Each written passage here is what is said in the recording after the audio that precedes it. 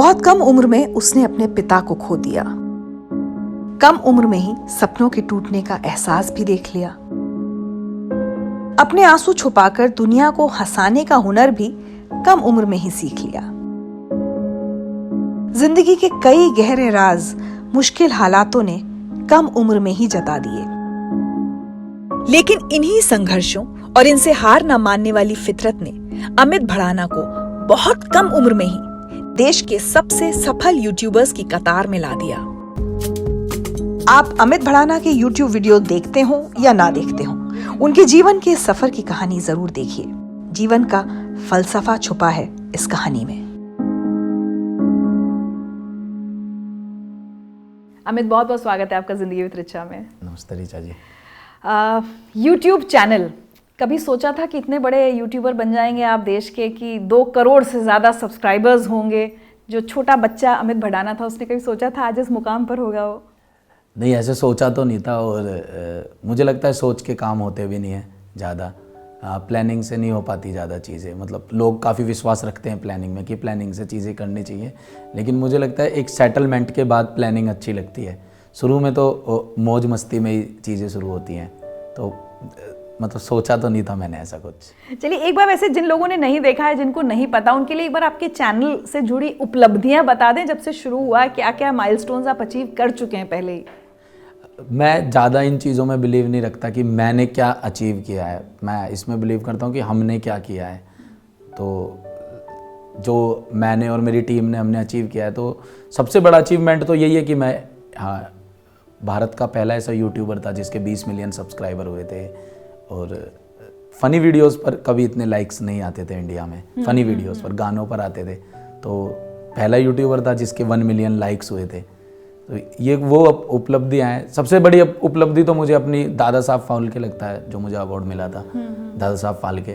तो वो मुझे बहुत बड़ी एक अचीवमेंट लगती है। मैं काफ़ी मतलब खुश हुआ था जब मुझे दादा साहब फाल्के अवार्ड मिला था।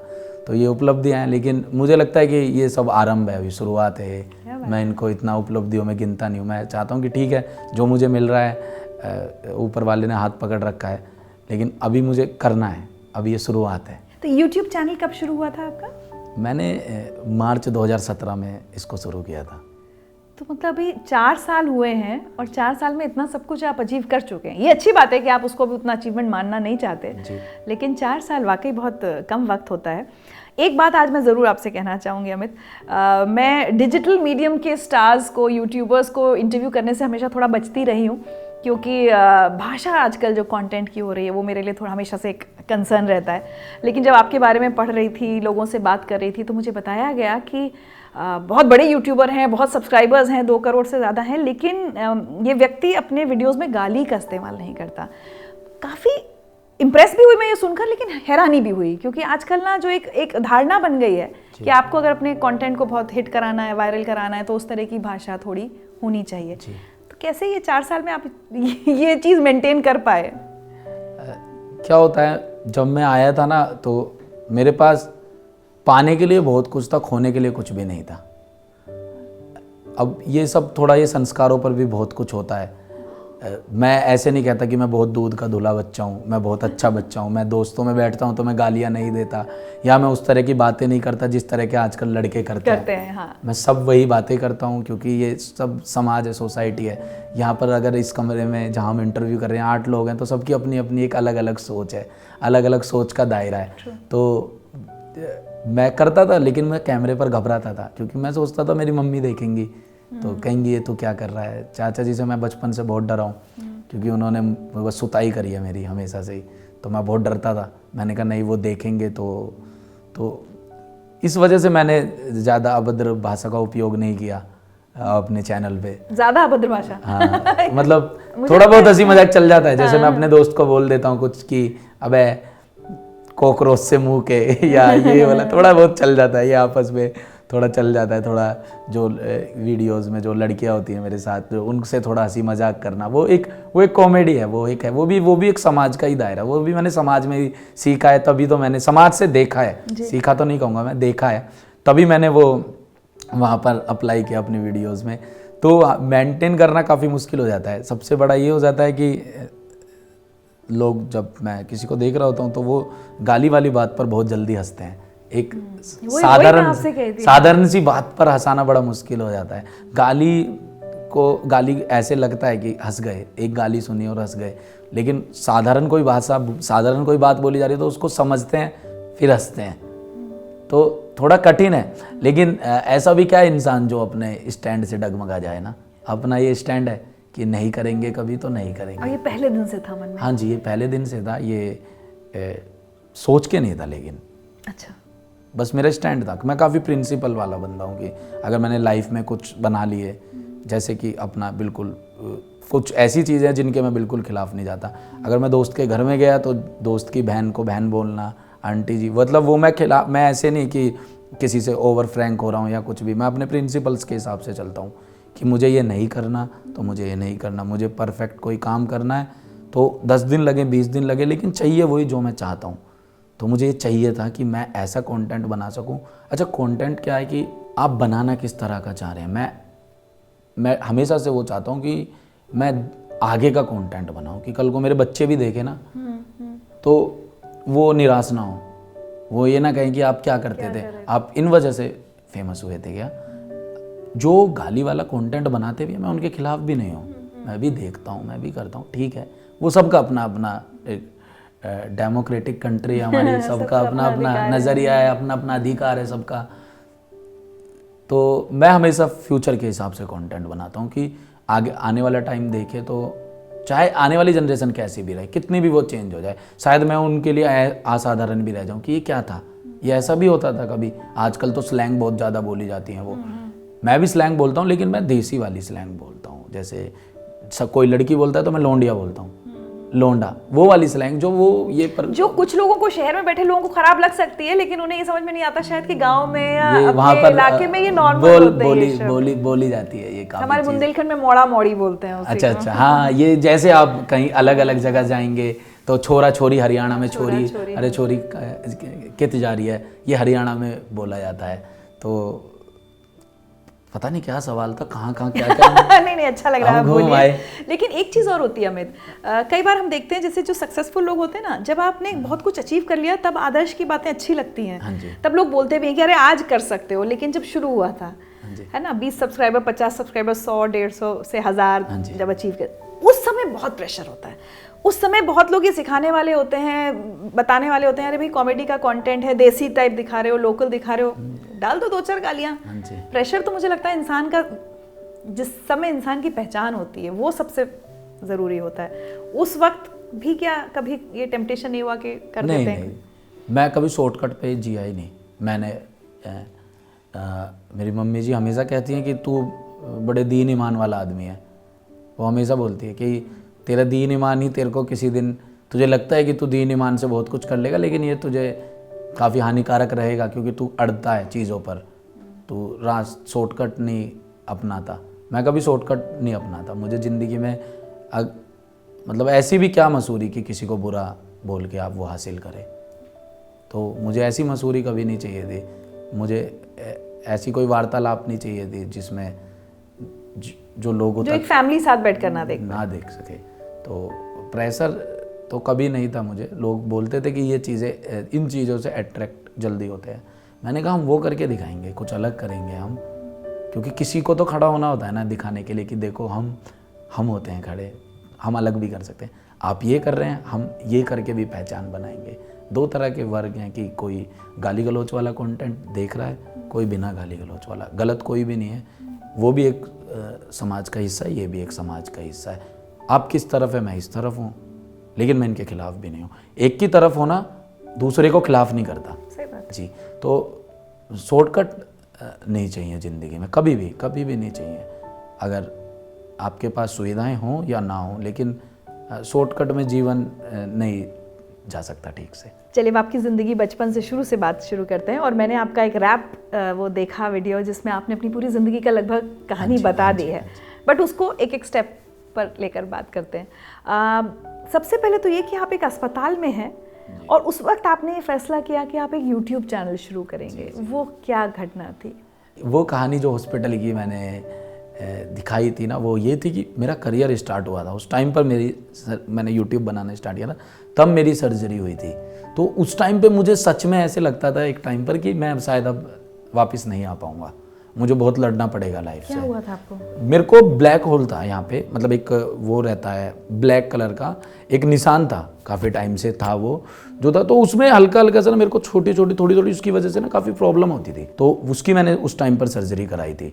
तो उस सर्जरी के बाद मुझे ऐसे लगता था कि अब मैं वापस नहीं आ पाऊँगा लाइफ में, मेरे को लड़ना पड़ेगा। लड़ने के लिए मैं तैयार था, लेकिन मुझे रास्ता पता होना चाहिए। एक जिसने शुरुआत ही अभी 12 महीने में करी है, उसे क्या पता कि कैसे वापस होता है।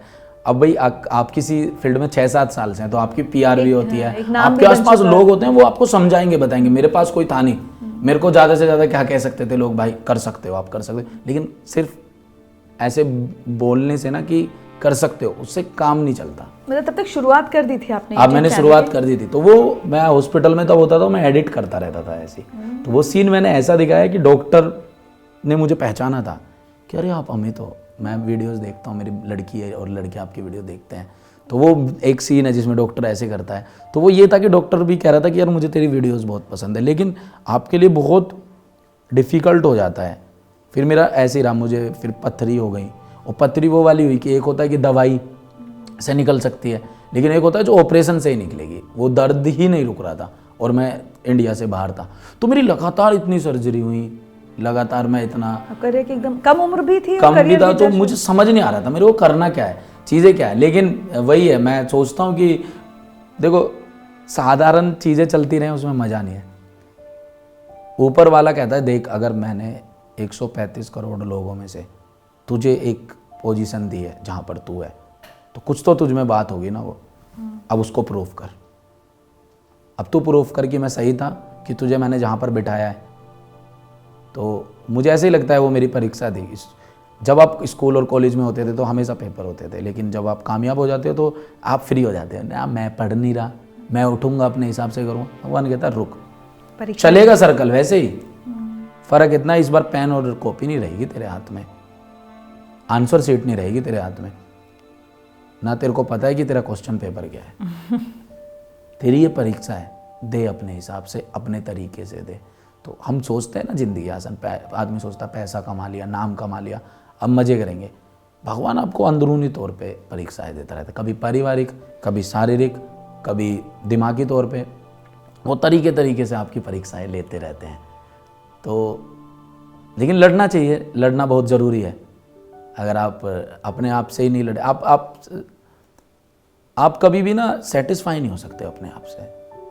अगर आपने अपने आप को ये बोल दिया कि बस कि हो गया काम, हो गया, कर लिया, हाँ, तो ख्वाब टूटते रहने चाहिए। अगर आपके ख्वाब नहीं टूटेंगे तो बात नहीं बनेगी। तो क्या चाहिए था, ज़्यादा से ज़्यादा मैं क्या सोच सकता था एक टाइम पर आके कि मुझे बहुत फेमस होना है, हो गया, फिर अब क्या करूँ, अब रजाई ओढ़ के सो जाऊँ? नहीं, है ना, कुछ टूटेगा, फिर कुछ जुड़ेगा, कुछ नया होगा, धीरे धीरे धीरे बुनेंगे, कुछ सपने बुने जाएंगे, चीज़ें बुनी जाएंगी। तो लड़ते रहना चाहिए, लड़ने की क्षमता ना होनी चाहिए इंसान के अंदर, बहुत ज़रूरी है। अगर लड़ लेगा तो बहुत चीज़ें अपने आप दूर हो जाती है। अपने आप से ही तो लड़ना है, दुनिया से थोड़ी ना लड़ना है ना। लड़ने पर आपकी पुलिस कंप्लेंट हो रही है, ना किसी के मम्मी पापा घर पे आ रहे हैं हमारा लड़का पीट दिया, है ना। अपने आप से लड़ रहे हो, अपने आप से बात कर रहे हो, अपने आप उसी से जीतना है, अपने आप से ही जीतना है। लेकिन आपकी ये लड़ाई और आपकी ज़िंदगी के इम्तिहान बहुत कम उम्र में शुरू हो गए, और मुझे लगता है शुरुआत तब हुई जब आपने अपने पिता को खोया। क्या उम्र थी आपकी, और उसके बाद क्या हालात रहे घर के, परिवार के? मैं बहुत छोटा था, मैं 6-7 साल का ही था, तो तब मैंने पिताजी को अपने खोया। मुझे उससे ज़्यादा जो एक चीज़ है जो दिल से, जब मैं समझदार हुआ, जब मुझे पता लगा, तो मुझे दुख उस चीज़ का होता है कि मेरे जो पिताजी के भी पिताजी थे, तो जब मेरे पिताजी भी 5-6 साल के थे, तब उनके पिताजी का भी देहांत हो गया। मेरे दादाजी मिलिट्री में थे, आर्मी में थे, हाँ जी, तो उनका भी देहांत हो गया। तो ये मैं एक नसीब मानता हूँ, या फिर मैं कह सकता हूँ कि ये एक बड़ी पीड़ा की बात है कि मेरे पिताजी ने भी वही संघर्ष अपने पिताजी को नहीं देखा, और वही सेम चीज़ मेरे साथ भी हुई कि मैं भी वो नहीं कर पाया चीज़ ना। मेरे को भी नहीं पता कि एक, देखो कहते हैं कि माँ होती हैं जो वो संभाल लेती हैं, माँ ने संभाला, सारी चीज़ें करा। पिताजी की अपनी जगह है, उनके रिश्ते को बहुत लोगों ने अंडररेटेड कर दिया, उनको नहीं समझ पाते लोग, जिनके नहीं है वो बहुत अच्छे से उसको समझ पाते हैं। आपने ये लाइन अपने गाने में, रैप में डाली है कि उनसे पूछो जिनके। हाँ, उनसे पूछो, क्योंकि एक आप जब स्कूल में होते हो और बहुत छोटे होते हो, तो जब कोई आपसे ये कहता है कि मेरे पापा आएंगे कल पेरेंट्स टीचर मीटिंग में, तो आपको फील होती हैं बहुत सारी चीज़ें ना, है ना। तो वो एक बहुत दुखद चीज़ें होती हैं जो मन में मेरे हमेशा वो पेन रहता है। मैं कभी दिखाता नहीं हूँ किसी को, क्योंकि मेरे आगे पीछे बहुत लोग चल रहे हैं मेरे ज़रिए। अगर मैं ही कमज़ोर पड़ गया तो कड़ी टूट जाएगी। पिताजी की कमी हमेशा मेरी ज़िंदगी में रहेगी, मैं हमेशा उन्हें याद करता हूँ।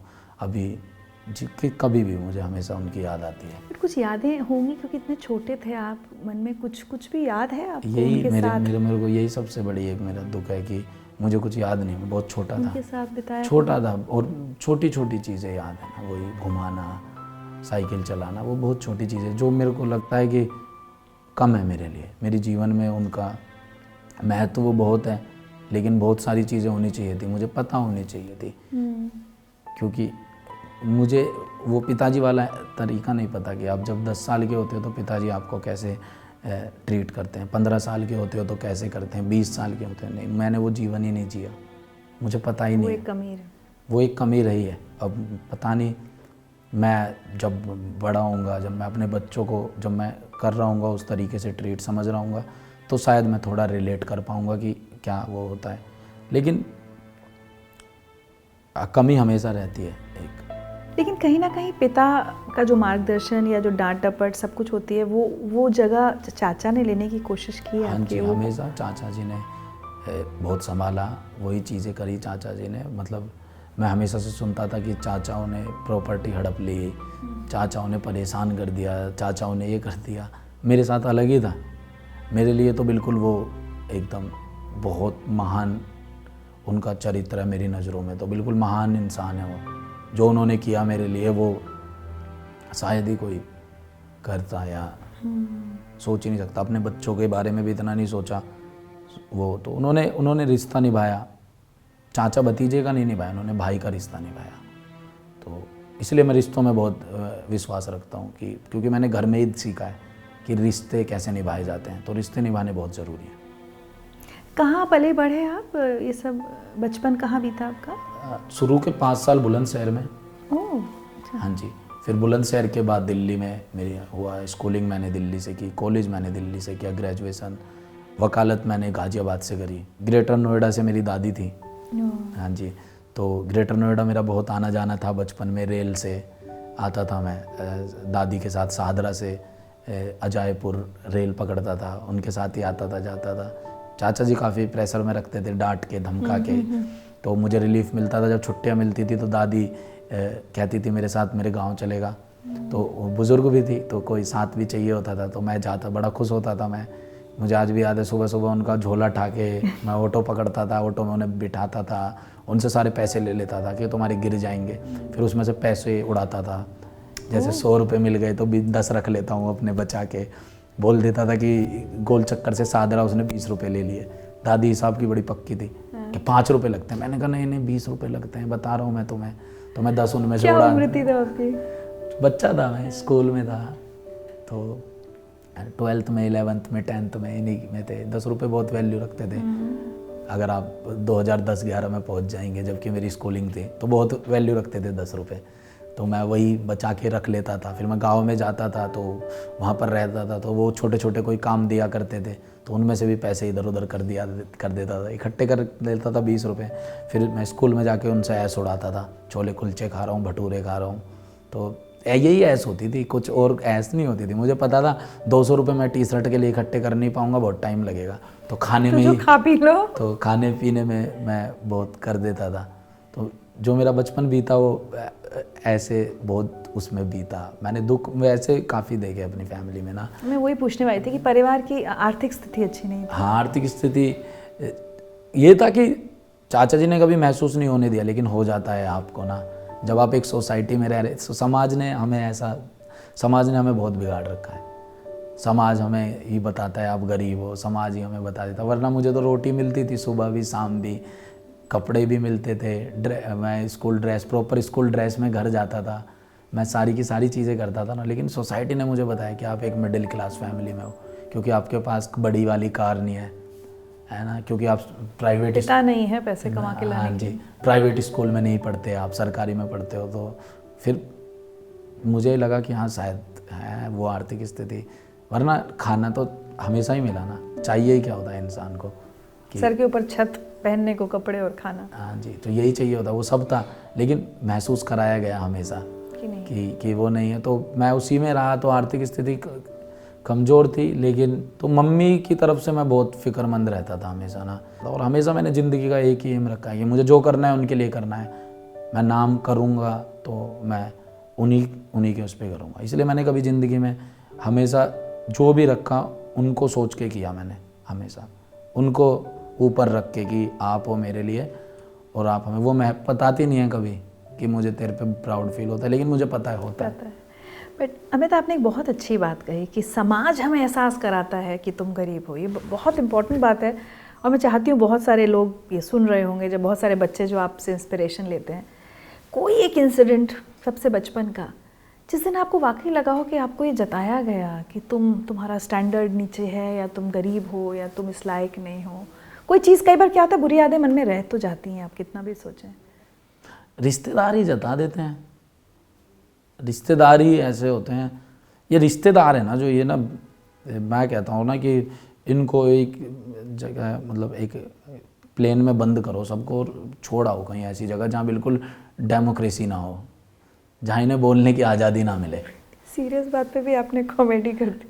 क्योंकि इनको यही आपके पास जब आते हैं तो आपको महसूस करा देते हैं, कभी आपको बोल देते हैं कि हमसे पैसे ले रखे हैं तुमने, कुछ भी ऐसी चीज़ें बोल देते हैं। तो रिश्तेदार बहुत होते हैं, मतलब रिश्तेदार आपको घाव देते हैं। अब अपना टाइम है उनको दाव दिखाने का। तो अब कोई इंसिडेंट बताना चाहेंगे बचपन में? मतलब मैं बता दूंगा, वो देख रहे होंगे फिर तो उनको पता लग जाएगा, क्योंकि मैं उनको बताना नहीं चाहता कि मैं अब तुम्हारे बारे में सोचता हूँ। तो मैं सोचता ही नहीं उनके बारे में। उनकी इच्छाएं हैं कि मैं उनकी शादियों में जाऊँ, उनके घर में उनके वो फ़ोटो कराएं। मैंने कहा चलो कोई बात नहीं, ये समय है, समय का खेल है। आज आप कम से कम मेरे काम की वजह से मेरी माँ को, मेरी फैमिली को इज्जत तो दे रहे हो ना, जो आपने कभी दी नहीं थी जी। और ये बैट तोड़ने वाला किस्सा कब हुआ था?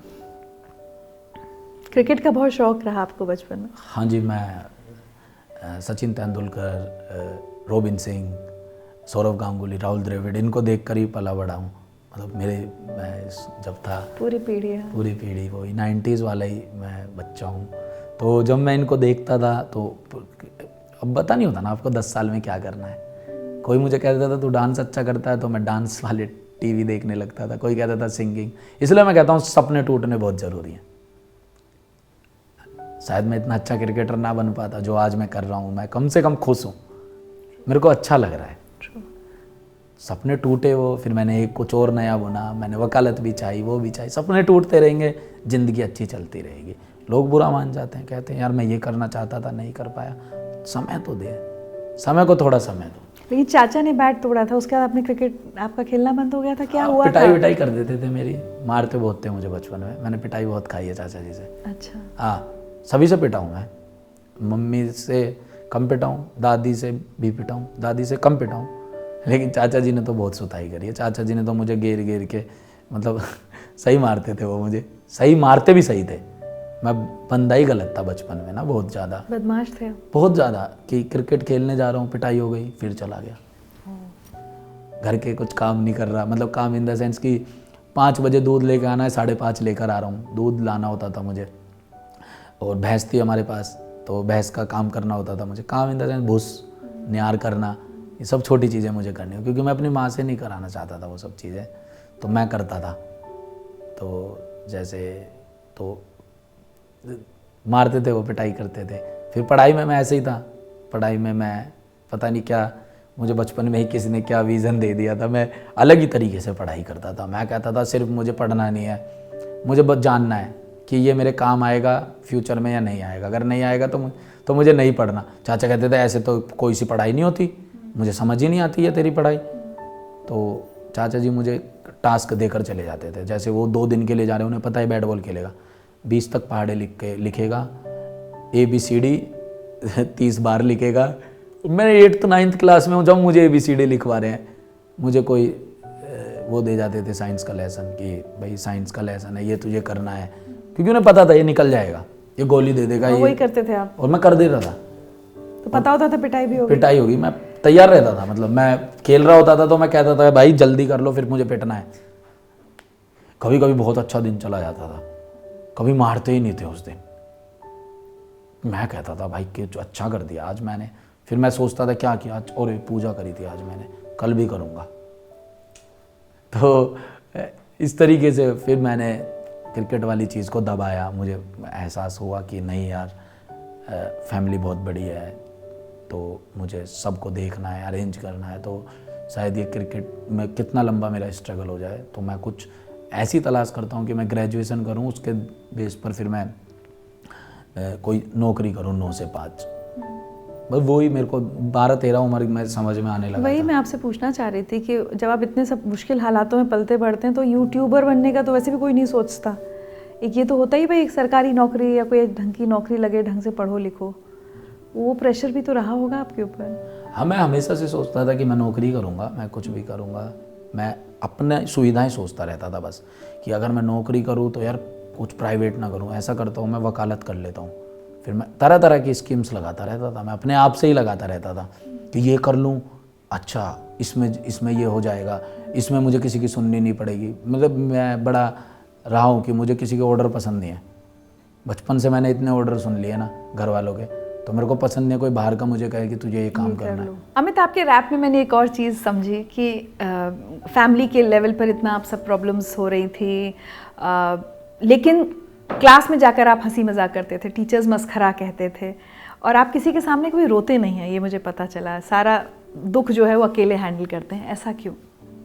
मैं विश्वास रखता हूँ इन चीज़ों में, क्योंकि मैं कहता हूँ कि आपके दुख पे सब हंस पड़ते हैं, तो इसलिए मैं खुद तक ही रखता हूँ। कुछ तो आपको ऐसी चीज़ अपने तक रखनी पड़ेगी जो सिर्फ आप अपने से ही बात कर सके। आपको अपने से बात करने के बहुत सारे रीज़न चाहिए, और दूसरों से तो आप बात कर ही सकते हैं। बचपन में भी कभी जब बच्चा जैसे चाचा से पिटाई हुई, कुछ वो कभी नहीं लगा कि दोस्तों के साथ शेयर करूं? मैंने कभी नहीं। मेरे दोस्त यही कहते हैं कि ये बहुत छुपा रुस्तम है इन चीज़ों में। मेरी बहुत अलग इमेज है अपने दोस्तों में। कम उम्र से ही मुझे बड़ा वो मानते हैं कि भाई ये कुछ नहीं बताता, ये अपने तक रखता है, ये नहीं बताएगा आपको, कुछ भी नहीं बताएगा। आप मेरे दोस्तों से बात करोगे तो वो यही कहेंगे कि वो नहीं बताएगा कुछ भी आपको, मैं नहीं बताता। बस मैं सोचता हूँ कि ऑलरेडी यही इतने दुख, इसकी अलग कहानी चल रही होगी इसकी दुनिया में, चलती है। और वो अब मैं आपसे बात कर रहा हूँ, लेकिन आप किस तरीके से, आप भी यहाँ पर इंटरव्यू कर रहे हैं, आपका काम है ये, आप कर रहे हैं, लेकिन आप भी किस वजह से अंदरूनी तौर पर परेशान होंगे ना, वो कहानी आप तक है।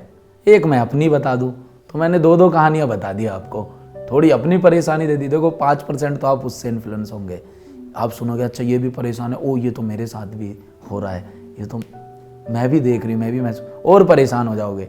तो खुद को ही कर लो, दूसरा को जीने दो। क्या बात, इतनी बड़ी बात कही। लेकिन क्या अपने उस दुख को छुपाने के चक्कर में ही आप क्लास में हंसी मजाक और जो मस्खरा टाइटल नाम मिल गया कि ये सब करते थे? हाँ, क्योंकि आप जो रूप आपने अब बंद कमरे में कर लिया अपने साथ, अब वो बाहर नहीं ला सकते ना, कमज़ोर हो जाओगे आप दुनिया की नज़र में, और कमज़ोर को कोई टिकने नहीं देता।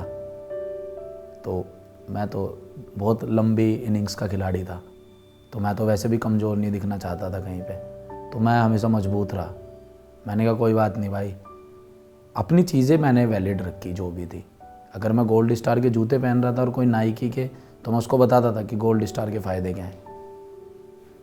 तेरे में नहीं बता रहा कि तू जो पहन रहा है उसका नुकसान क्या है, लेकिन फ़ायदा क्या है, तू मेरे फ़ायदे सुन ले। तो मैंने हमेशा अपने आप को मजबूताई से पेश किया हर जगह, मैं कभी घबराया नहीं। और इसीलिए मैं हंसी मजाक करा करता था, क्योंकि मुझे वो पसंद था, मेरे लिए वो इनर पीस था। 4 लोग हंसते थे। आपके साथ जब कोई नहीं होता और 5 लोग आपको हंसते हैं तो आप बहुत अंदर ही अंदर से बहुत खुश हो जाते हैं। तो मैं हमेशा उसी खुशी में जिया। तो वो कहीं ना कहीं अपने अपने दुख को छुपाने का तरीका था, कह जो सकते शायद हैं। बाद में धीरे धीरे आदत बनता चला गया। हाँ, मैं हूँ अभी भी ऐसा। मैं क्या चल रहा होता मैं किसी को नहीं बताता, मैं अपने में रहता हूँ, मैं अपने से बात कर अपने ठीक है। ये मुझे आपकी आदत बहुत अपने जैसी लग रही है। अब आते हैं उस फेज़ की तरफ, उस फेज़ पर जहाँ यूट्यूबर बनने का लगा होगा या कुछ भी क्रिएटिव साइड में जाना है, वो नॉर्मल एक नौकरी या कहीं पे कुछ नहीं करना है। वो दौर कैसा था? ग्रेजुएशन के दौरान समझ में आया कि क्या करना है? मैं धीरे धीरे डबिंग तो डिजिटल की तरफ तो मैं 2013-12 में प्रभावित होने लगा था काफ़ी। अच्छा, काफ़ी कम उम्र में? हाँ, काफ़ी कम उम्र में।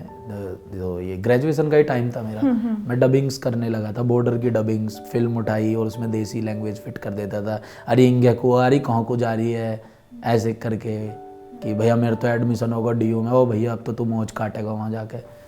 तो ऐसी मैं डबिंग करता था और सब कहते थे तो ये क्या चल रहा है, फिल्म का सीन चल रहा है और पीछे आवाज़ किसी और की चल रही है, ये सनी देओल साहब की तो आवाज़ नहीं है, ये तो पीछे कोई और बोल रहा है। तो आप आवाज़ भी कॉपी करते हैं? कॉपी नहीं करता था मैं, अपनी में ही बोल देता था।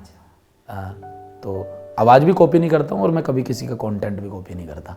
मैं कॉपी नहीं करता कुछ भी, ओरिजिनल जो है तो है। आपको पसंद है तो ठीक है, ना पसंद है तो फिर भी स्वागत है। हाँ जी। और वो आपने अपना यूट्यूब चैनल तब वो शुरू किया था? फेसबुक। अच्छा, फेसबुक पे करते थे। कोई मेरे को मैसेज करता था, I am your big fan. मैंने कहा फैन? मैंने कहा ये मेरा, मैंने कहा अच्छा भाई, मैंने कहा ठीक है भाई, रिप्लाई भी करते हो? मैंने कहा भाई मैं तो कर देता हूँ यार। तो मेरे लिए बहुत ऐसा होता था। ये 2012-13 की बात है। 12-13 फिर मैं धीरे धीरे करता रहा। फिर एक एडले का गाना आया हेलो, तो बड़े आराम से ऐसे बोलती है हेलो, तो मैं लेटा हुआ था, मैंने ऐसे डब कर दिया। मैं इधर से बोलने लगा हेलो, तो वो उधर से बोलती है, फिर से वो बोलती है। वो गाना बड़ा स्लो है, आप सुनना उसको, हेलो। तो फिर मैं बोलता हूँ हेलो, तो वो कहती है हेलो। मैंने कहा नेटवर्क प्रॉब्लम है। तो फिर वो बोलती है हेलो। मैंने कहा देख ये नहीं चलेगा, सुबह सुबह फ़ोन मिला दिया और हेलो हेलो बोले जा रही है, या तो कुछ बोल, क्या दिक्कत है, क्या हुआ एडेले? फिर वो इंग्लिश में बोलती है लगातार, जो भी उसका लाइन होती है। मैं कहता हूँ सॉरी मुझे समझ नहीं आ रहा, हिंदी में बात करनी हो तो फ़ोन करियो। तो ऐसे ही कर दिया। तब कूल था ये, 2014-15 की बात है, तब ये कूल था। आज शायद मैं ना करूँ, फिर मैं सोचूंगा आज की डेट में वो अमित नहीं हूँ, मैं सोचूंगा नहीं यार एक वो आर्टिस्ट है, आर्टिस्ट को रिस्पेक्ट देनी चाहिए। बड़ी मेहनत से उसने अपना क्रिएटिव वर्क निकाला और आप उसके साथ ऐसे छेड़खानी कर रहे हो उसके कंटेंट के साथ। अब नहीं करूँगा, लेकिन तब कर देता था, तब इतना दिमाग नहीं था।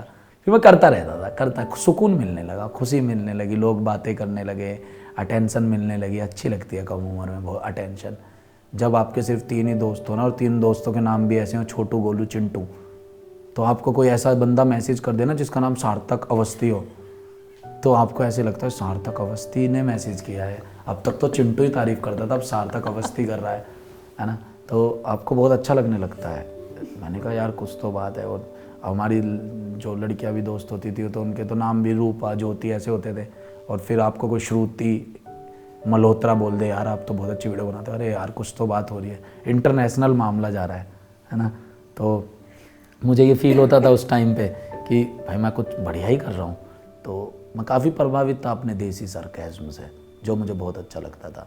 जैसे कि मैं एक दोस्त था मेरा, उसके बड़े भाई के रिश्ते की बात चल रही थी, तो उसने बोला मैं अभी नहीं करूँगा शादी, चाहे कुछ हो जाए, अभी तो मेरी पढ़ने की उम्र है। तो पीछे दादा बैठे थे अपना आराम से रोटी खा रहे हैं, उन्होंने किसी से नजर नहीं मिलाई, कह रहे तो लड़की से ही तो शादी कर रहे हैं, बंदरिया से थोड़ी ना कर रहे हैं जो आती तेरी किताबों को फाड़ के खा जाएगी। वो तो एकदम नॉर्मल बात। तो मैं इससे बड़ा प्रभावित था। जो मेरी दादी गुस्सा हो जाती है ना किसी से, तो आपने उनको बोला दादी राम राम, मैं ना ले रही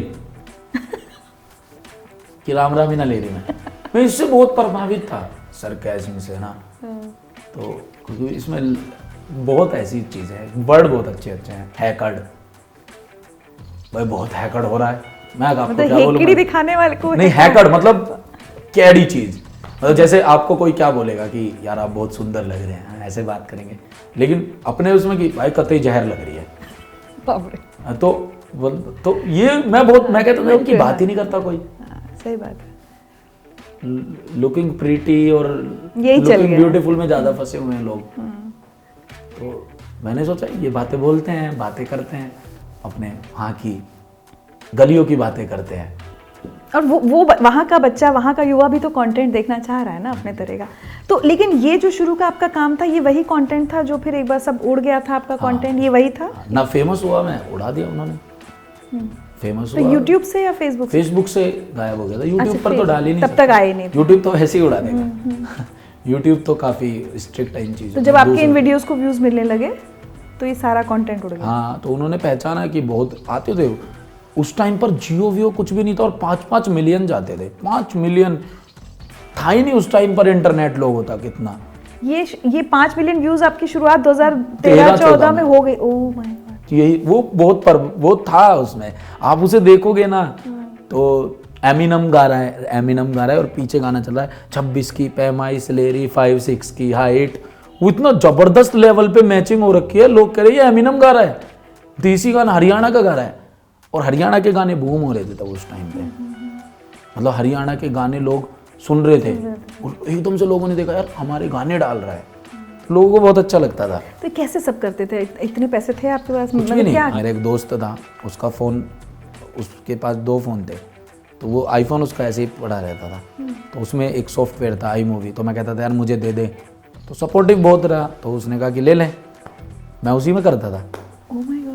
तो मैं जैसे मेरे को कोई साउंड भी कुछ ऐसे करना होता था तो मैं मुंह से ऐसे बोल के, या कुछ जैसे कुर्सी की आवाज़ डालनी तो कुर्सी ऐसे कर देता था और उसमें रिकॉर्ड कर लेता था।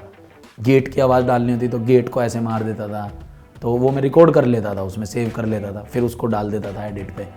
7-7, 8-8 घंटे लगते थे काफ़ी, मतलब उसमें टाइम लगता था। गर्मियों में बहुत दिक्कत आती थी क्योंकि आपको पंखा नहीं चलाना होता, पंखे की आवाज़ आएगी, तो बिल्कुल भाई सब पसीने निकल रहे हैं सारी चीज़ें। तो मैं अपना कच्चा बनियान में ही रहता था।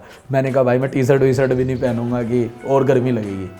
तो वो 6-7 घंटे घर वालों को लगता था लड़का बहुत तकड़ी पढ़ाई कर रहा है। अच्छा, मैं पूछने वाली थी कि इसमें पिटाई नहीं हुई कि तुम ये पता नहीं लगा, पढ़ने लिखने की चालू बन गया ना यहाँ पे आके। मैं जब चालू अमित नहीं था, वो वाला कॉलेज में कॉलेज में था, वो वाला अमित तो बचपन वाला अमित तो सादगी में जीवन बिता दिया उसने तो अपना आराम से। ये वाला अमित तो अब चालू हो गया था, दुनिया जारी देख रहा था, उसको धोखे मिल रहे थे, मौके मिल रहे थे, तो वो परख रहा था, तो चालू हो रहा था। वो घर वालों को भी बेवकूफ़ बना रहा था ना कि मैं पढ़ाई करने जा रहा हूँ मम्मी, ठीक है बेटा। वहाँ जाके डबिंग पेल रहा है लोंडा। Oh my God. और किसी को कोई कानो कान खबर नहीं? भी नहीं, पता ही नहीं लगा। शुरू के 2 साल तो कुछ पता ही नहीं था कौन क्या। जब यूट्यूब पे भी 3 महीने बाद पता लगा। अच्छा। जब लोगों ने उनको बोला ना आपके लड़के के साथ फ़ोटो कराने, आपके भतीजे के साथ कराने, क्या कर दिया, ऐसा क्या कर दिया? तो उनको बताया कि वीडियो बनाते हैं ऐसे ऐसे। उन्होंने देखी, फिर मैंने फेस नहीं किया चाचा जी को 3-4 महीने, मैं जाता ही नहीं था उनके सामने, क्योंकि डांट तो इसमें भी पड़ सकती है। हाँ, मुझे ये था कि भाई मैंने ग्रेजुएशन कर ली, MA कर ली थी मैंने, लॉ कर ली थी मैंने, कि अब तो कमाने की उम्र है, अब तो कमा के देगा। लड़का हो गया 23-24 साल का, अब तो कुछ करेगा ये। और ये इसने यूट्यूब मैं चैनल यूट्यूब चला दिया। तो शुरू में तो वो डिसअपॉइंट हुए होंगे, ऐसा नहीं है कि शुरू में ही खुश हो गए होंगे कि वाह वाह बहुत अच्छा काम कर रहा है? शायद हम मिडिल क्लास में ना एक दिक्कत रही कि हम मिडिल क्लास हमने बोल दिया, लेकिन हम कभी क्लास नहीं ला पाए। तो मुझे ऐसा लगता है कि समझने में इसलिए हम लोगों को बहुत टाइम लग जाता है। हमें सब बोल देते हैं मिडिल क्लास, लेकिन अगर हम उस क्लास को समझ जाएं तो फिर बात ही अलग हो जाए। सही बात है। हाँ जी। तो अभी खुश हैं लेकिन चाचा और मम्मी? सभी खुश हैं, अभी तो सब खुश हैं। अभी तो प्राउड फील होता है उन्हें भी वही अच्छा लगता है कि जब कोई बोलता है कि गाली नहीं देता ये। अच्छा, ये जो आप कॉलेज के दौर की बात कर रहे हैं, आपके गाने में एक और बात का जिक्र है जो मुझे लगा ज़रूर हमें करनी चाहिए कि आप उस समय बिगड़ गए थे। हाँ जी। क्या क्या कर रहे थे? क्या आपको नशे की लत लगी थी? क्या हुआ था? आज मैं जानना चाहूँगी। मैं अपने पूरे करियर में 26-27 साल मेरी उम्र हो चुकी है, मैंने आज तक कभी स्मोकिंग, ड्रिंक, हाँ मैं प्योर वेजिटेरियन आदमी हूँ। बहुत पूजा पाठ करने वाला भी लड़का हूँ मैं, पूजा बहुत करता हूँ, कर्म में मैं बहुत विश्वास रखता हूँ। जो फिर उस दौर में क्या हुआ था? काफ़ी चीज़ें हो जाती है, जवानी होती है, वो जवानी क्या जिसकी कोई कहानी ना हो। तो जवानी की चीज़ें थी, कॉलेज में थे, मौज मस्तियाँ करते थे, कॉलेज राजनीति में थे, महिलाओं में मित्रता करते थे, फिर एक से ज़्यादा भी महिलाओं से मित्रता हो जाती थी तो उन्हें पता लग जाता था। ये नशा वगैरह से, क्योंकि मुझे वो देखकर ऐसा लगा कि शायद ये आपकी ज़िंदगी का ये पहलू रहा है क्या? मेरे यार दोस्त यही कहते हैं कि ये इन चीज़ों से दूर रहा तो शायद इसीलिए ये लंबी इनिंग का खिलाड़ी है। इन चीज़ों के वजह से क्या होता है, सक्सेस आ तो बहुत जल्दी सकती है लेकिन उतनी जल्दी जा भी सकती है, चली जाती ही है, सकती नहीं है। मुझे सब कहते हैं कि तू यूट्यूब में दोस्त नहीं बनाता। मैं कहता हूँ क्योंकि मैंने कम उम्र में बहुत दोस्त बना लिए। मुझे नए लोगों की तलाश नहीं है अभी। मुझे मेरा एक मानना है कि जब आप सफ़र में होते हो तो आपको रास्तों से दोस्ती नहीं करनी चाहिए। क्या बात है। तो मैं रास्तों से दोस्ती नहीं करता। सफ़र यूट्यूब है, यूट्यूब के लोग हैं, मैंने उनसे दोस्ती कर रखी है। जितने भी, चाहे वो यूट्यूबर हो चाहे कोई, वो रास्ते में है, वो रास्ते हैं ना, वो भी अपने एक सफ़र में है ना। तो मेरे को उनसे मित्रता नहीं करनी, मेरे को लोगों से सीधी बात करनी है। तो मैं इस वाले अपनी ऑडियंस को आप ध्यान में रखते हैं बस, मैं और ज़्यादा मैं फोकस नहीं करता। बहुत बढ़िया। यहाँ पर मैं इससे ज़्यादा शोर शराबा, जहाँ गाने चल रहे हों, लाइट्स कम हों, मैं नहीं रह सकता। मुझे लाइट्स चाहिए, मतलब अंधेरा नहीं।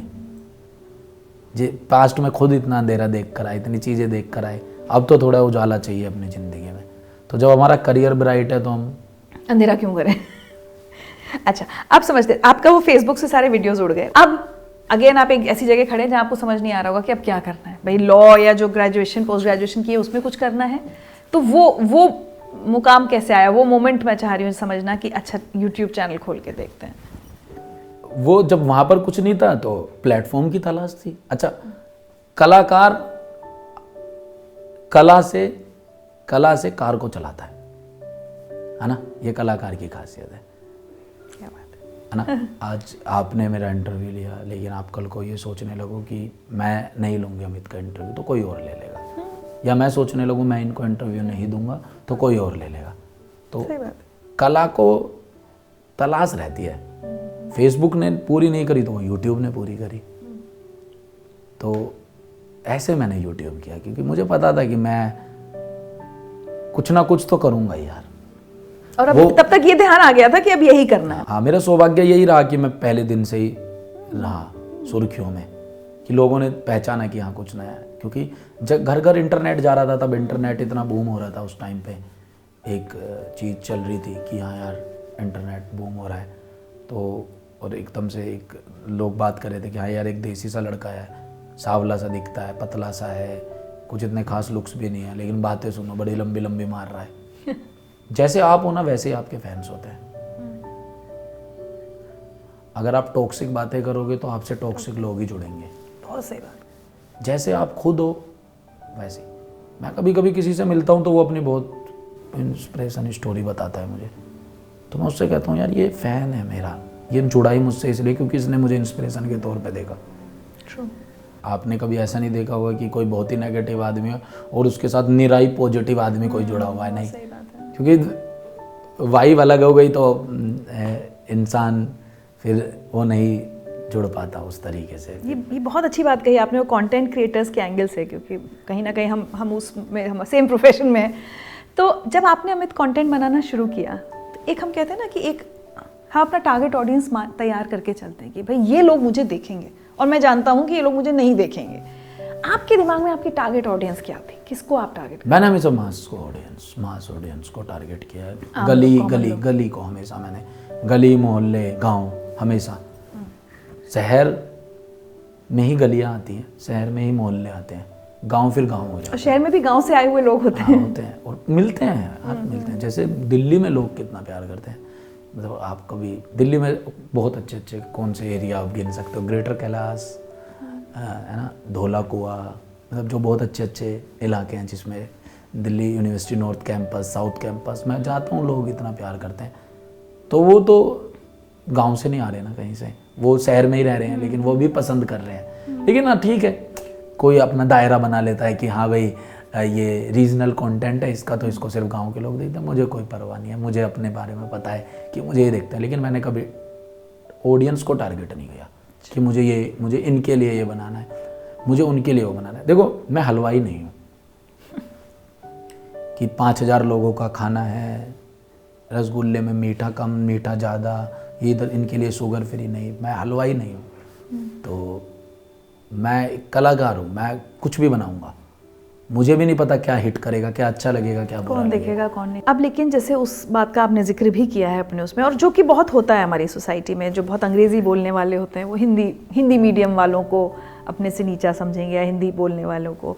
और आपने कहा भी कि कहीं पर एक यूट्यूबर्स जो थे आपका मजाक उड़ाया गया। उस एक चैलेंज से आप कैसे डील करते हैं? क्योंकि बहुत मतलब कड़वा सच है हमें ये, लेकिन हमारे यहाँ हिंदी बोलने वाले को डाउन मार्केट, LS और आजकल की तो बहुत स्लैंग्स मुझे पता नहीं है, लेकिन ऐसे यही सब इस्तेमाल होते हैं। हमारे टाइम पे भैया जी बहन जी कह दिया जाता था, इस तरह की चीज़ें बोली जाती हैं। इससे कैसे लड़ता है एक व्यक्ति? देखो, वो एक पुराना दौर था और वो एक पुराना टाइम था। मैं आया था तो मजाक उड़ता है, आपके कपड़ों से लेके हर चीज़ का मजाक उड़ता है। ये सोसाइटी कहती है कि आप कपड़ों से जज मत करो, शकल से मत जज करो, लेकिन करती है। सोसाइटी को चलाने वाले करते हैं। अब जब यूट्यूबर जज कर सकते हैं तो सोसाइटी तो भाई आप जज कर रहे हो, आपको 50,000 लोग देख रहे हैं, आप जज कर रहे हो, तो आप सोसाइटी को ही तो चला रहे हो ना, क्योंकि 50,000 लोग आपको फॉलो कर रहे हैं। तो मैं कुर्ते पजामे पहनता था वीडियोस में, तो ऐसी बातें करता था, तो काफ़ी इन चीज़ों पर काफ़ी सवाल। बहुत लोकल डायलेक्ट था आपका, देसी भाषा आप देसी था, तो इस पर बहुत मजाक उड़ता था, मेरे को बताते थे लोग। लेकिन ठीक है, वो मेरा बोला मुझे, मैंने काम से जवाब दे दिया। वो भाई जहाँ होंगे मैं जाऊँगा। अब लेकिन मैं अभी उस सिचुएशन पर हूँ कि मैं चाहता हूँ कि वो खुश रहें, मैं खुश रहूँ, बढ़िया। वो मैंने बहुत टाइम पर बोला, बहुत टाइम पहले बताई थी वो बात, वो निकल गई, मेरे लिए अतीत हो गया वो। लेकिन लड़ना चाहिए, जब आपको लोग बोलें गलत तो आपको खड़ा होना चाहिए। आप कब साबित करोगे? आप कब साबित करोगे कि आप हर सिचुएशन में खड़े हो सकते हो? ऐसे तो आप डिप्रेशन में चले जाओगे ना। आपको कोई भी कुछ बोलेगा, आप खुद तक रखोगे, आपको स्टैंड लेना होगा। आप गए उस समय डिप्रेशन में? आपको नहीं, मैं कभी नहीं, मैं चाहता भी नहीं हूँ कभी कोई पहुँचे। मैं कभी नहीं चाहता। मैं उदास रहता हूँ, उदास 2 घंटे 4 घंटे 5 घंटे, वही है ना। फिर खुद से बात कर ली कि आजा मैदान में, आजा ले लपेट दे सबको, तो लपेट देता हूँ मैं फिर। बट जो लोग पीछे खींचने की कोशिश करते हैं या गिराने की कोशिश करते हैं, या उस समय जो आपसे बहुत बड़े रहे होंगे, उन्होंने नीचा करने की, वो सब कोशिशें तो हुई होंगी आपके साथ? कंपटीशन है, वो अपने तरीके से करते हैं, लेकिन वो पीछे खींच रहे हैं क्योंकि वो पीछे हैं। जी। कभी आप परेशान नहीं होते? हो जाता हूँ परेशान। इंसान को होना चाहिए, खुश कब तक रहेगा। तो इसको ही तो बैलेंसिंग कहते हैं ना, थोड़ा सुख, थोड़ा दुख, थोड़ा हंसना, थोड़ा रोना, थोड़ा खाना पीना, फिर सो जाना। मौज लो रोज लो, ना मिले तो खोज लो। अच्छा, समय की खासियत क्या होती है कि समय बीत जाता है, चाहे अच्छा हो चाहे बुरा हो, बीत जाता है। लेकिन लोग एक बात, ये कोट हमेशा लोग पढ़ते हैं, लेकिन एक नहीं पढ़ते, समय को भी समय दो। क्या बात है। तो समय को समय देना होता है। पता है, हमें इतनी कम उम्र में बहुत बहुत मैच्योर बातें आप कर रहे हैं, बहुत बड़ों जैसी। कि आप हमेशा से ऐसे थे या अभी पिछले कुछ साल में हो गए? इतना बड़प्पन कहाँ से आया? पता नहीं, आप बता सकते हो, मेरे साथ वाले बता सकते हैं। हालांकि आपके साथ वाले कहते हैं आपके साथ बैठते हैं तो हमेशा हंसते रहते हैं। हाँ, मजाकिया मेरा स्वभाव है, मजाक तो मैं करता रहता हूँ। लेकिन उस मजाकिया के पीछे मुझे एक बहुत गंभीर इंसान दिखाई दे रहा है। गौतम गंभीर सर। नहीं, गंभीर, हाँ ठीक है, लाइव है ये, ऐसे आपको बनना पड़ेगा। आपको चीज़ों को इग्नोर नहीं कर सकते जो आपके साथ बीती है, जो आपको चीज़ें आपको जहन में रखनी पड़ेगी। टूटना बहुत ज़रूरी है, जब तक आप टूटोगे नहीं तो जुड़ोगे कैसे। कुछ मैसेजेस आपके लिए, सरप्राइज मैसेजेस आए, वो मैं आपको सुनवाना चाहती हूँ। हाय, मेरा नाम अधीश वर्मा है और मैं पिछले कुछ सालों से अमित भाई के साथ जुड़ा हूँ। और एक बात मैं कहना चाहूंगा इनके बारे में कि मान लीजिए कमरा लोगों से खचाखच भरा हुआ है और उस कमरे में एक कोने से बहुत जोर जोर से हंसने की आवाजें आ रही हैं, तो आप समझ जाइए कि उस कोने में अमित भड़ाना साहब बैठे हुए हैं। बहुत कमाल के इंसान हैं। बाहर से मस्खरे जैसे ये खुद को बना के रखते हैं, ऐसी इमेज ये प्रोजेक्ट करना चाहते हैं, पर अपने दिल में इन्होंने जो जो चीजें छुपा के रखी हैं, जो डेप्थ इनके इमोशंस में है, इनकी सोच में है, वो जब आप इनसे अकेले में बैठ के कभी बात करें तो आपको समझ में आती है। और जिस इंसान में खुद बहुत टैलेंट होता है वो दूसरों के टैलेंट की भी बहुत कदर करता है। और ये बात आपको अच्छे से समझ आ जाती है जब आप अमित बढ़ाना के साथ काम करते हैं। अरे भाई थैंक यू अदीश भाई, थैंक यू सो मच। ये तो आपने ये क्या, अच्छा और भी हैं? नमस्कार, मेरा नाम धीरज है और मैं पिछले 4 साल से अमित जी का बिजनेस हैंडल कर रहा हूँ। मैं अमित के बारे में बताना चाहता हूँ कि वो अपने काम को लेकर इतना ज़्यादा सीरियस रहते हैं। जिस दिन उनका वीडियो शूट स्टार्ट होता है और वीडियो शूट खत्म होने तक इतने ज़्यादा डेडिकेटेड रहते हैं अपने काम को लेकर कि उनको ये नहीं पता रहता कि भाई सोना कब है, खाना कब है, उठना कब है, किससे बात करनी है। कंटिन्यूसली वीडियो शूटिंग में लगे रहते हैं और जो उनकी मेहनत है वो वीडियो के अंदर दिखती है जब वीडियो पब्लिकली पब्लिश होती है यूट्यूब पर।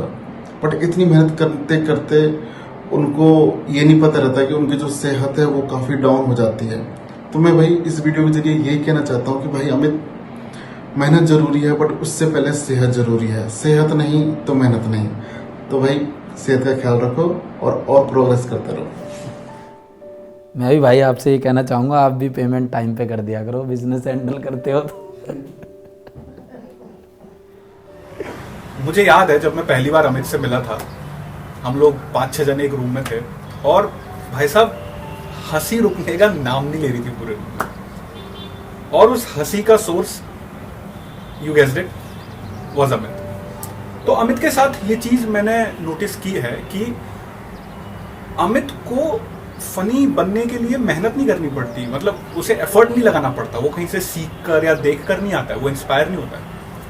अमित एक्चुअली फनी है, अमित इनहेरेंटली फनी है। और सबसे बड़ी बात, अमित को लोगों को हंसाना अच्छा लगता है। आई थिंक अमित को ना वो एक इनर पीस मिलता है जब वो लोगों को हंसा रहा होता है, और I think that is one of the most noble things that any person can have. और इसीलिए मुझे ऐसा लगता है कि अमित आज जहां है वहां पर उसे होना चाहिए था, वो डिजर्व करता है। और भगवान करे ये सिलसिला हमेशा चलता रहे और अमित हम सबको हंसाता रहे। अरे थैंक यू सो मच। एक बहुत इंपॉर्टेंट मैसेज आपके लिए। अमित बढ़ाना के बारे में मैं क्या बोलूं। किसी ने सही कहा है कि अगर आप खुश रहते हो तो ये अच्छी बात है, लेकिन आपकी वजह से अगर लोग खुश रहे तो ये सबसे अच्छी बात है। तो अमित की सबसे अच्छी बात यही है। और एक चीज जो इसको सबसे ज्यादा स्पेशल बनाती है वो है इसकी जर्नी, इसकी यात्रा। ट्रस्ट मी, जिस बैकग्राउंड से आके आज इस बंदे ने जो जो काम किया है, फेमस बनना, कंटेंट क्रिएट करना आसान होता है, लेकिन उस काम से लाखों लोगों को इंस्पायर करना कि वो भी ये कर सकते हैं, फेमस हो सकते हैं, बड़े बन सकते हैं, पैसा कमा सकते हैं और ग्राउंडेड रह सकते हैं, बिना गाली गलौज के, बिना किसी वाहियात चीज़ के भी ह्यूमर क्रिएट कर सकते हैं, वो करना बहुत मुश्किल है। और आज के टाइम में 2021 में अगर कोई बंदा उसको सक्सेसफुली कर रहा है, you are the man Amit. और ये मेरे को लगता है ट्रेलर है, लोगों ने अभी असली पिक्चर नहीं देखी है, और आपकी जर्नी से उनको सीखना चाहिए कि किस बैकग्राउंड से बंदा कहाँ आज पहुंचा हुआ है। और चलते चलते मैं कहना चाहूँगा कि जब मैं अमित को पहली बार मिला तो अमित ने यही कहा था कि भाई मैं बस में ट्रैवल करता था और 5 रुपए की टिकट में वो लीड वाली क्या बोलते हैं, छोटा वाला मोबाइल फ़ोन होता था, कीपैड वाला, उसमें हम लोग लगा के बहुआ सुना करते थे। और फिर मैं अमित का इंटरव्यू ले रहा था तो अमित ने बोला ये मेरे लिए बहुत स्पेशल है। सो ट्रस्ट मी, वही मैं कह रहा हूँ, ये ट्रेलर है, अभी आपको बहुत आगे जाना है, बहुत धमाका करना है। ऑल द बेस्ट, अपना ख्याल रखना। जय हिंद मेरे भाई। थैंक यू भाई, थैंक यू सो मच भाई। बहुत रौनक भाई तो शुरू से बहुत प्यार देते हैं और हमेशा से ये आपके लिए रहता है। जब आप किसी को देखते हैं, सुनते हैं और फिर आप उनके साथ काम करें, अच्छा लगता है आपको। रौनक भाई उनमें से एक हैं, अक्षय कुमार सर, अजय देवगन सर, तो ये काफ़ी स्पेशल लोग हैं लाइफ में जिनके साथ मैंने काम किया और जिन्हें मैं देखता हूँ। अभी मैंने बादशाह भाई के साथ भी, पाजी के साथ भी काम किया, तो ये इनको मैं सुनता था और वो करते थे, और अब ये साथ में काम करते हैं, मुझे जानते हैं, पहचानते हैं। कभी अमित जब इतना सक्सेस मिलता है तो जैसे हम कह रहे थे ना, कोई भी दिन एक जैसे नहीं रहते, कभी मन में ये इनसिक्योरिटी या डर आता है कि what if one day I wake up to see कि ये सब कुछ नहीं है? क्या ये सब एक सपने की तरह चल रहा है और एक दिन टूट जाएगा? जैसे आपने कहा सपने टूटते रहने चाहिए, अब वो डर है मन में? मैंने जब इंटरव्यू शुरू हुआ था मैंने आपको तभी बोला था कि मेरे पास खोने के लिए कुछ भी नहीं है। पहले नहीं था, अब तो है। अगर देखो, मैं कोई भी चीज़ ज़बरदस्ती नहीं करूँगा। मैं उनमें से नहीं हूँ कि मुझे दिखे कि अब मैं एफर्ट्स ज़बरदस्ती की लगा रहा हूँ। मेरा ये है कि मैं जब मुझे लगेगा मैं नहीं कर सकता ये सब चीज़ें, मैं अपना आराम से ज़मीन लूँगा, वहाँ पे अपना खेती बाड़ी करूँगा, आराम से मैं वहाँ चला जाऊँगा। मेरे गोल अलग हैं, मेरा एम अलग है। मुझे पैसा नहीं कमाना कि मुझे बहुत पैसा कमाना है, मैं भाई लोग जन मेरे बारे में बातें करें, नहीं। मुझे जन्म जन्म तक याद रखा जाए, जन तक ना पहुँचूँ, मैं जन्म जन्म तक पहुँच जाऊँ। और ऐसे ही जीना है जैसा है वैसा है। जैसे जाई विधि राखे राम ताही विधि रहिए। चलिए आखिर में अब फ्यूचर प्लान्स की, मुझे थोड़ा कहीं रिसर्च में हम बातचीत करते हैं तो मुझे बताया गया कि अमित अगले 3-4 साल की प्लानिंग अपने काम की सबकी तैयार रखते हैं जी। कि किसने बताया आपको? अब एक पत्रकार, अपना सोर्स नहीं पता था। तो आपके अगले 3-4 साल बाद जब मैं आपसे मिलूंगी तो मैं अमित को कहाँ देखूंगी? आप कहीं देखें या मुझे ना देखें, बस आप इतना ध्यान रखें कि जिस व्यवहार से मैं आज आपसे मिला था, क्या मैं उसी व्यवहार से उन दिनों मिलूं, तो आप मुझे कहना। आप मेरी अचीवमेंट पर मुझसे कभी ना मिलना, आप मुझसे मेरे व्यवहार पर ही मिलना। अगर मैंने दुनिया भर की पाली और व्यवहार मेरा और बेकार हो गया तो मैं कुछ नहीं सीखा, मैं नंबरों में फंस गया। तो जब मैं आपसे मिलूँ तो आप मेरी अचीवमेंट मत देखना, आप ये देखना कि अमित, मैं पिछली बार तुमसे मिली थी तो आप कैसे थे और आज भी आप वैसे ही हो या आप उससे बेटर हो गए हो। इंसान बेहतर हो ये बहुत ज़रूरी है ना, कामयाब हो ये ज़्यादा ज़रूरी नहीं है। अमित, आज चलते चलते करोड़ों आपके चैनल के सब्सक्राइबर्स हैं, आपके व्यूज़ करोड़ों में जाते हैं, लेकिन वो जो बच्चे, खासकर युवा जो आपको देखते हैं, उनमें से भी कोई बच्चा होगा जिसने अपने पिता को खो दिया होगा, उनमें से भी बहुत सारे बच्चे होंगे जिनके सपने टूट रहे होंगे, कुछ करना चाहते होंगे, डिजिटल मीडिया में आना चाहते होंगे। उन सब बच्चों के लिए आप क्या मैसेज देना चाहेंगे? देखो, एक बहुत छोटी बात है लेकिन बड़ी बात है, और ये है कि आप किसी के जैसे ना बने, आप अपने जैसे बने। जब अमित, कोई कहता है कि मुझे अमित भड़ाना भाई आपके जैसा बनना है, तो मैं कहता हूँ अमित भड़ाना बन गया ना, अमित भड़ाना, अब आप अपने जैसे बने। इसकी सबसे ज़्यादा ज़रूरत है कि आप पहचानें कि आप करना क्या चाहते हैं। अगर नहीं पहचान पा रहे तो समय दें। और एक बात मैं बस जाते जाते कहना चाहूँगा, बहुत लोग ऐसे होंगे जो इस इंटरव्यू को देख रहे होंगे, तो आपका पिछला हफ्ता बहुत बेकार गया होगा, बहुत नॉर्मल गया होगा, बहुत ज़्यादा अच्छा नहीं गया होगा। तो आज इस इंटरव्यू के बाद उसी जो चीज़ आपकी लाइफ में चल रही है, कम से कम 2-3 हफ्ते और दें। ये ना सोचे 7 दिन खराब हो गए, ज़िंदगी खराब हो गई। अभी 20, 21, 25 दिन और दें, चीज़ें सुधरेगी। थोड़ा समय लगता है। अपने आप को पहचानें, असली रहें, जो आपको दिखता है। सबसे बड़ी चीज़ है कि जिस संस्कार पर पले बड़े हो ना, उस संस्कार को हमेशा फॉलो करो। कहीं नई जगह जाते हो, नई तरह के लोग देखते हो तो घबराए ना। वो जो कर रहे हैं वो उनके हिसाब से, आपको जो करना है अपने हिसाब से करना है।